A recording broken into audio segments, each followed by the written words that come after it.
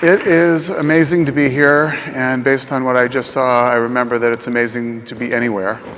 And first and foremost, before we get into it, I just wanted to tell you briefly that right after that piece was made in 2020, did an hour-long piece on my family and what happened to us, they asked us to go back to Washington, D.C., to go to George Washington Hospital to visit and have a reunion with the medical personnel, the doctors and nurses, and everybody that Dr. Shammigan mentioned. And when we walked into the room, there were 50 people there, but I don't remember most of them because I wasn't conscious most of the time that I was at the hospital.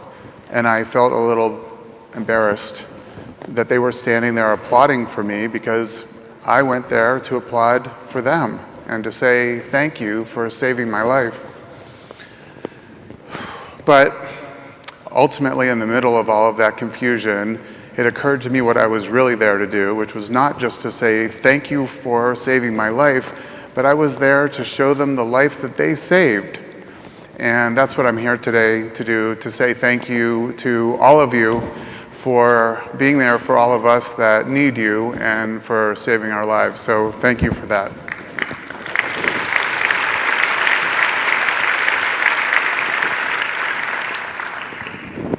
In January of 2015, I had everything going the right way, and I was dug in and fighting every day and living a life of purpose every day, and was very proud that I was able to take care of my family and to take care of people around me that I loved and cared about, and to always be passionate about their lives, even more so than I was passionate about my own. And all of a sudden, out of nowhere, probably 2 weeks before that time, I noticed that my fingernails were growing super fast, almost so fast that I had to cut them every day. Things were changing, but they were never things that I could have seen would have foreshadowed that anything was really wrong. And then right before going to the producers conference in Washington, I was very sick in the morning, but I wanted to persevere because that's what I believe in. I believe in perseverance. I have always, believed in it. I've worked on it my whole life, and so even though I wasn't feeling well, I wanted to go very badly to DC. But my wife took me to the hospital in Los Angeles, and they said nothing was wrong, and that gave me a morphine shot, which made me feel amazing because I've never had any drugs in my life. I thought it was the greatest thing that ever happened. And I felt great, and I called my assistant and I said, please get me on the next plane to Washington. And I flew there. During the meeting, my vision started to blur and then triple. I was in the middle of a pitch meeting to the Discovery Channel, and I saw 3 of the executive, and I just pitched to the one in the middle, hoping it was right. And afterwards, I stumbled out of the conference and found my way into a cab and said, take me to the closest hospital, which thankfully was George Washington University Hospital. But I didn't understand what was going on. And by the time I interacted with my lead doctor, Dr. Lynn Abel, who was my mortal enemy and also the woman who, for the most part, saved my life, we were having conflict because I couldn't understand what was going on. I just wanted her to share with me what was going on and give me some water because I was dying of thirst legitimately. My hands and feet were freezing and I was confused. And I guess I was acting out probably differently than I would speak any other time because I never talk like this, but I think I asked her, are you really a doctor, at one point, which was a harsh moment for both of us. And she told me in that moment, you're probably going to die tonight.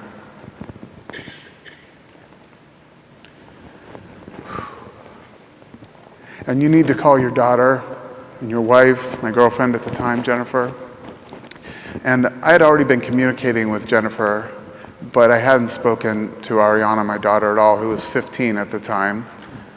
And I decided not to call her. And I also decided in that moment that I couldn't die, that I would fight for her to stay alive. Sorry, it's emotional. That moment was just so incredible for me because I knew that if I called her, It would be about me, that I just wanted to hear her voice one more time. There were no unspoken words between me and my daughter. She knows how much I love her. She knows how to go forward in her life. She's always known. We've worked on it since she was a little girl.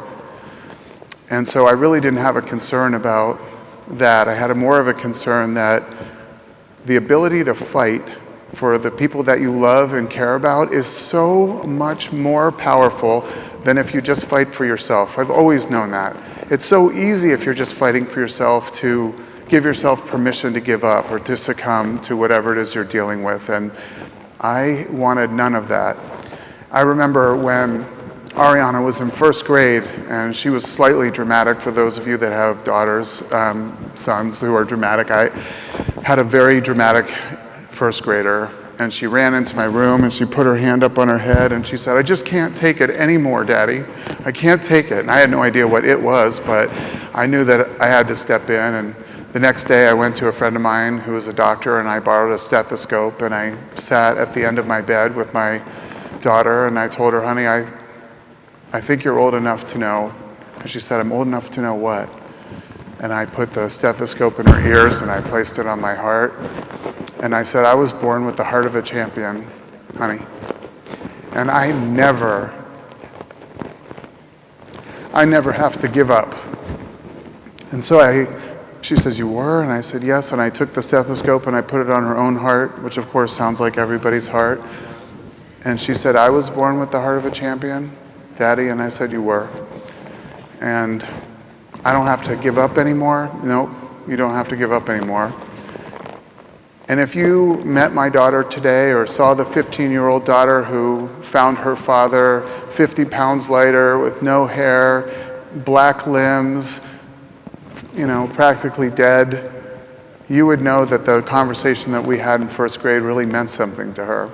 She went into the hallway in the hospital and she fell on the ground and she cried for 5 minutes, according to her mother. And then she got up and she wiped the tears from her face and she said, "Let's do this." And she has been fiercely by my side and fierce in her own life in the pursuit of it. And I knew that when Dr. Abel told me that I was going to die, that's the girl that she would be whether I was here or not.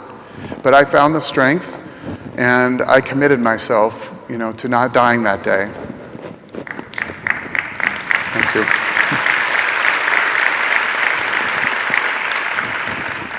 And when I was in a coma, and I see the pictures of myself now that I just saw in that video, and it looks very peaceful, but it was anything but peaceful for me. And it's what happened in that coma is as much of a memory as being here with you today is going to be. It didn't seem like a dream, it seemed like a memory. And I was held captive in a farmhouse in Maryland. I was laying on a bench. I had a piece of twine holding me down, which I can still feel right now.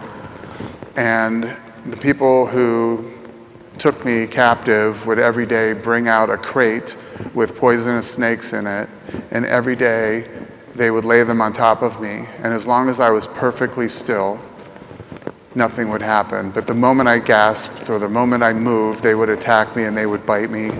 And this happened every day, and each day I would recover a little bit less from what had happened. And I got to the point where I was breathing very intermittently, and I had watched my mom die, and I understood, the sound of that. And I thought to myself, I only have 11 breaths left. And in that moment, I was transported to an empty room that I really can't describe any better than telling you it was a purgatory room. And as I walked across the cold floor, there was a drain in the middle of it, and I was walking towards the other side of it. A voice spoke to me, and I don't know who that voice is. I don't know if it was a doctor by my bedside. I don't know if it was my own, subconscious. I don't know if it was God. I don't know if it was the universe, but the message was very clear. And the message was, do you want to keep doing what you're doing?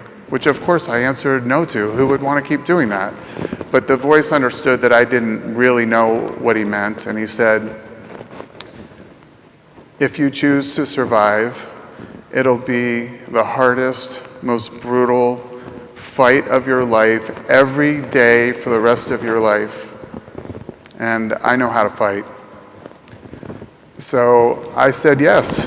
And I woke up to Dr. Shamigan and all the amazing people at GW who had been watching over me for the almost 3 weeks that I was in a coma. And I woke up to a brand new reality in my life. I was no longer a great athlete. I didn't even understand at first what was going on because my hands and feet were wrapped.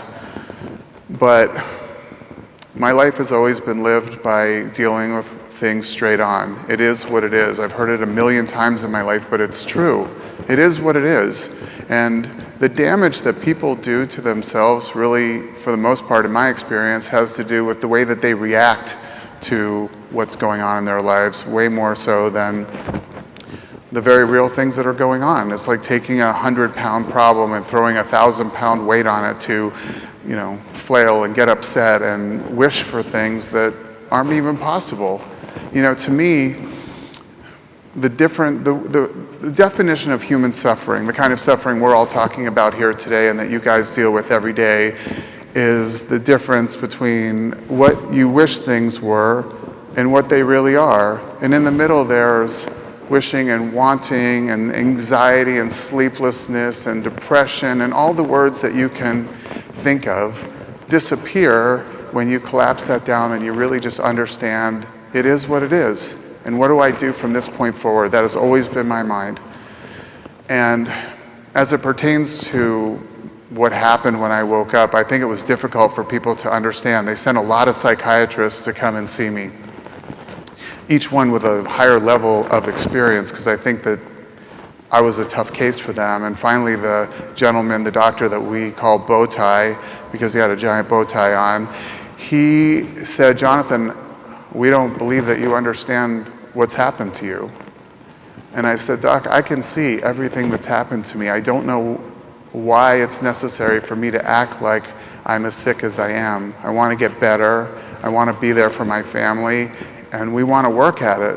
And I think when Jennifer and I went through such difficult times together with so much laughter and so much love, it seemed difficult for people to understand that somehow this is how we really understood what was going on, but we did, and we did it together, and that meant the world to both of us, and it has bonded us even more than we were before. It bonded us in such a way, and I say this because we are not our bodies.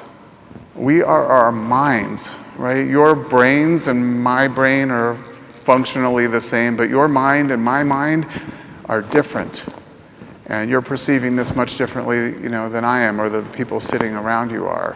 And I think that when I have interacted with all the medical professionals, it was important for me to tell them that I wanted to fight, and not just to say it, but for them to believe it, and for them to understand, and for them to feel the same way about me that I feel about them, which is thankful and grateful that they are there and that they care enough to help me and help our family. I learned something really interesting about medical professionals when I was in the hospital, which is there are two basic categories, the want to and the have tos. And when we had doctors in our room, like Dr. Shamigan, who wanted to be there, who cared about us as much as we cared about her, it was very obvious, and we made a lot of progress together. But when we were with medical professionals that had to be there just because it was their shift, we politely asked if we could make a change, because we needed everybody to buy into the idea that this was about all of us, that I'm just one person in this whole situation, and we wanted everybody to be on the same page. I found it interesting, we had a swallow test I hadn't eaten in quite a long time, and it was the first test I had ever taken in my life that I couldn't figure out a way to succeed. I didn't know how to cheat. I guess you can either swallow or you can't. And there were a few people in the room with me when we were doing that, and I failed the test, and everybody was sad for me, and I was sad for them because we had worked so hard at it. And a few days later, when they gave me the test again, my room started filling up with everybody from the hospital, all the medical professionals, the CEO of the hospital came. There were just, everybody came there. It looked like a scene out of Rudy, where the room was just filling up. And to my left, I usually would see the nurses station out the door, but all I saw were heads and shoulders. I mean, it was an event going on at this thing, and of course I felt a lot of pressure to succeed. And the part I loved the most about it was when I did succeed and when I was able to swallow that day, and there was a celebration going on in my room, nobody was celebrating with me. They were celebrating with each other. And I thought it was awesome because I know that they shared these things together and that it really wasn't about me. And I didn't want it to be about me. I wanted it to be a team victory, and it was. And soon thereafter, I left George Washington to go to Mayo, and before I left we had a similar scene in my room where they brought me all these GW scarves and hats and anything that they had around because we had formed such an amazing bond, and there were quite a few doctors, in the room. And then Dr. Lynn Abel, from earlier in the story, my nemesis at the time, she walked in the room, and I swear the second she walked in, I thought I was in trouble. I just had this feeling like things hadn't gone great between us, but she came in and she asked everybody to leave, and she closed the door. And she was so hard. She was so sure of herself. She was, it was no hand-holding. She knew exactly what I needed to understand my circumstances and to be my best in those circumstances, and that's what she did. But that day when she came into my room as I was getting ready to leave, she had tears rolling down her face. And she said, "You changed everything about how I feel about being a doctor." And of course I'm crying, but I can't talk. I have a trach, I can't respond, I'm just listening. And she said, "I've never seen anybody fight like you fought. You really don't have any reason that you should still be here, and yet here you are." And of course I feel the same about her and Dr. Shamigan and all of you. I feel the same way. I'm not here if you're not here. And she asked me, she said, "You haven't complained 1 second, but do you have any questions before you leave?" And I really couldn't speak, but she understood what I was saying, which was, how is it possible that you can live your life the way that I live my life, which is not drinking, no drugs, exercise every day, eat healthy, be kind to people, do everything that I thought were the right things to do so that this didn't happen, and it still happened. And she said something that changed my life forever. And she said, "You didn't do those things so that this didn't happen. You did those things so that when it happened, you would survive when nobody else would have." And that, thank you.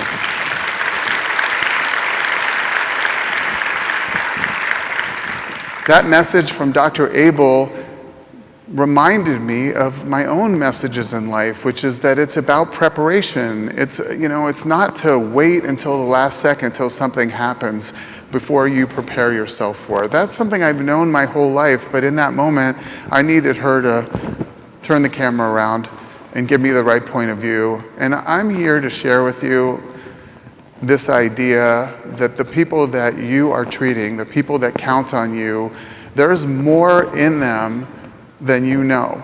There is more capacity for them to fight by your side, to feel part of the process. And I speak to patients and doctors and people all over, and there seems to be such a disjointed idea of what that experience is. I see so many patients who look to you guys and say, "Fix me. I need to be fixed." But they're not participating in that. They turn and run from the pain and the suffering, and I understand it. But that is not, in my opinion, the best way to deal with pain and suffering. The way to deal with pain and suffering is to turn around and look square in its eyes and give it everything you have every day. And I say that not feeling like everybody has exactly the same attitude that I have, but that's not really important. What's important is that you know what your patients need, that you understand their minds as much as you understand what's wrong with them, and that you give them the opportunity to see that this isn't just an appointment, that you expect from them that they will fight. My crowd has never been the chicken soup for the soul crowd, even though that is an awesome thing. My crowd is the stand up and fight crowd. My crowd, the people who believe in what I believe in, don't wait for whatever is chasing you down to get you before you prepare for it. I've spent my life running away from a bear, the bear of my problems, my relationship issues, money. I've spent my life running as far away as I can, which I think has contributed to my success in business, but unknowingly, I was running away from a bear so big I could never imagine, and I just barely did enough in my life to escape that bear and to be here from my family and for to speak with you today. And I think that patients feel as though when they come and see you, that those 55 minutes, that hour, that half hour, whatever it is, that those are the only opportunity during the day that they have a chance to get better. It's not true. My Uncle Stanley, he's 77, he has Parkinson's. He's been the only person in my life who's been my confidant since I was very little. And then he has Lewy bodies that goes with it, but we watch football games together every Sunday, and he doesn't drive much anymore. And one day he came into the house and he was dragging his feet and he had a walking stick and his head was down, and he just gave off this terrible feeling that he was waiting to die in a way. And I've known him 50 years. We were watching the game and he looked at me and he didn't say anything, and I could tell he couldn't remember my name. And he was hurt and he was desperate and he was sad and he was embarrassed and he had an explosion of emotion, and he was so angry and so just filled with rage that he couldn't remember my name. And I said to him, Uncle Stanley, the truth is you can't remember my name. That's it. You can't remember my name. The damage that you're doing to yourself and why you feel the way that you feel is the way you're reacting to this, the way that you create this suffering in your life by all of this anger and negativity in your life. And we talked about it a while. And fast forwarding, about 6 weeks later, he came into my house and he was lifting his feet and he was happy and he was looking me in the eye and he was talking about football again for the first time in a long time. And I didn't say anything because I didn't really understand what was going on. And at halftime, I asked him, I said, did they change your medications? And he said, no. I said, well, what happened? Why do you feel so good? He said, ever since you told me that, I've been doing nothing but laughing for 6 weeks at home. When I drop a plate and it shatters into a million pieces, I just laugh and I can't stop laughing. And he said, I feel so great. And to me, that speaks to the idea of what your mind can do when you're fighting for your life, fighting to live a life that's worth living because you're in pain all the time. And it's been an extraordinary experience going through what I've gone through, because I think when you get crushed, you sort of shoot up in the air and you look at life from a different perspective a little bit. And I think in life, when your body gets worse, it's an opportunity for your mind to get better.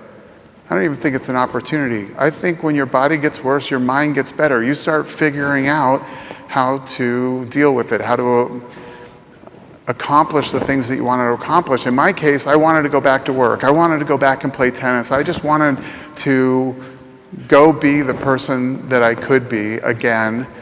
And it really wasn't about me. It was to reward all of the work that everybody did. For me, I couldn't understand, why is everybody spending so much time and effort, and why did Dr. Shamigan go to the parking garage after a long shift and come back in 15 minutes later because she wanted to rewrap my hands and feet? Why was she doing that for me? And the least I could do for her and for everybody that has helped me over this period of time is to fight as hard as I could, is to be the best that I could.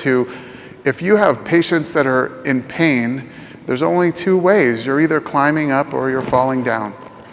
And I climb, and I climb, and I climb.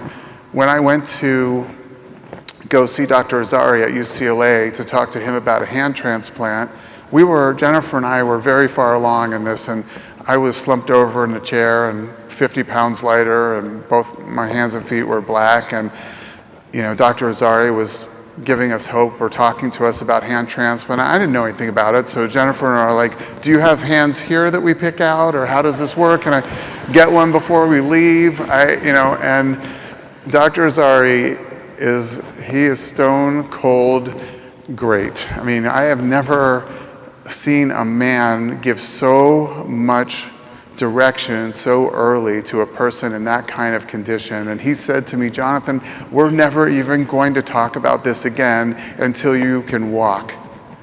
We can't talk about this until you can walk. So I'm like, great, somebody gave me a challenge, an opportunity. And he said, I'll see you back here in a few months. And I went home and I told my OT and my PT, if I can't walk by the first day that they put my prosthetic on, we're not doing something right. And we went to work. And I was on 270 milligrams of morphine every day. And I would do a set of some exercise that we would concoct, and then I would fall fast asleep. And then he would wake me up and say, do 10 more, and I'd fall fast asleep. And those were my workouts. And when Jennifer would leave the house, I would tell him, get me out of my chair. I want to run up and down the steps on my knees and elbows for time. And so we would do that. And I got caught once because I had raspberries on my elbows and wasn't allowed to do that anymore. But we were fighting.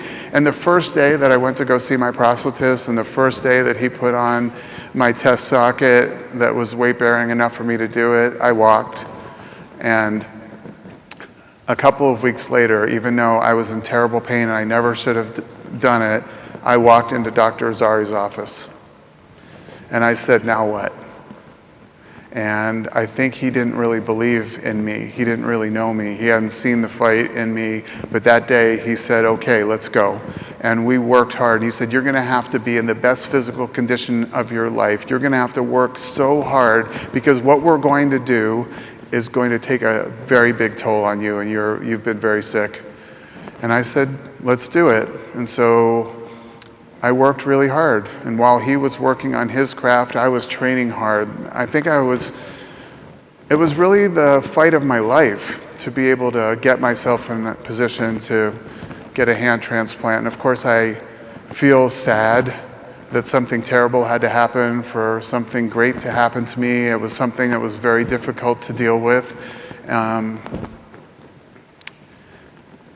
the way that I've dealt with it is the way that I deal with a lot of the tragedies that have happened in my life. When my best friend was killed when I was 17, when my mom died, all the things that you all deal with also all the time, is that I said for Jeffrey, who's the gentleman whose hand I'm wearing tonight, I would live my life for him too, the life that he couldn't lead because of the tragedy in his own life. I would take it into my life, and I would be better for the both of us, and I would experience things for the both of us, and I would drive myself to a place where this wasn't just about me, that this hand could be an example for the military or for other people who are in this situation, to say this does work and it can be great, and to go out and play tennis again and to do all of the things, tie my shoe again, which was crazy. The greatest accomplishment was to be able to tie my shoes again by myself, and very proud to be able to report back to the people who helped me so much that I could do those things. It's like Mardi Gras when I'm at occupational therapy and my opposition starts to come back. The whole place goes crazy. They all know what's going on, and it's a great celebration. I'm just sitting there not quite understanding the context of why that's so important to them, but I just love that they are so into it. And I have built around me, or I would say an army has been built around me of resilience. And before I go, I just think it's important to understand there's a difference between what you're able to do and what you're capable of doing. And it's hard to access that if you don't understand it. But it's a place where you go when you're in distress, when extraordinary circumstances happen to you, and you have to be better than you've ever been before. And for me, that place is found in the love that you have for your family and for all the people that you honor and care about. In 1986, I was in college. That's when the space shuttle blew up. And since that day, every single day that I have been capable of doing it, I have done 7 push-ups for each one of the astronauts that died that day.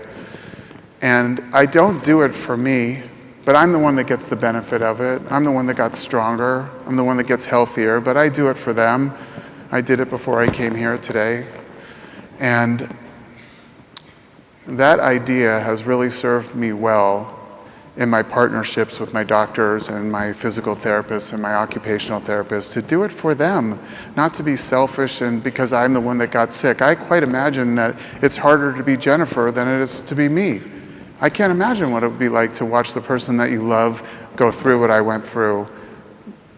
But she has the strength. We all believe in the same thing in our house, which is our family motto, which is that we make each other's lives better, not worse. That's it.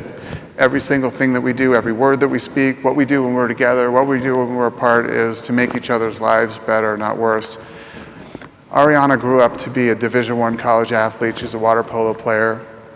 And she is strong and amazing, and she's a masterpiece of a daughter and of a young woman. But before she left for her freshman year, we were training. And there's this big tire that people sometimes, will flip over when they're training. It's a huge tire. And she was doing it, the best she could. But I looked in her eyes and I saw that she was fading away, that she was crumbling because of her own limitations. And I put my hand on the tire and I said, this one, right here, right now, this one, do it for how much you love me. And she picked that tire up and she threw it halfway across the gym. And I said, that is what you're capable of. That's where you go when you feel distressed, when you feel tired, when you feel like you're not able to go on anymore. And for those of us who have been struck down and those of you who have dedicated your lives to helping us, there's more there. There's a way in which you can relate to your patients and your patients can relate to you that says you're partners in this. And I, again, appreciate you all so much, and I'm so grateful that I had a chance to come and speak with you today. So thank you for having me.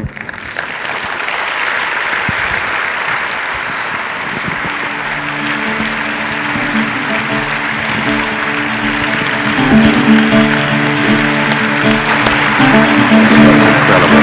Thank you so much.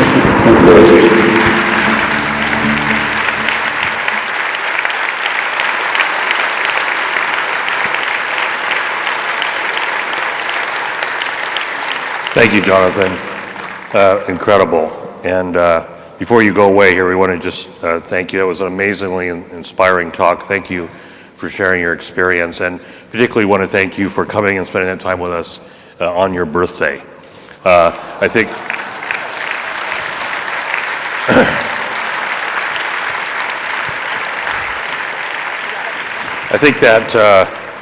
that poignant talk makes the fact that you're here for your birthday so much more significant. So congratulations and thank you.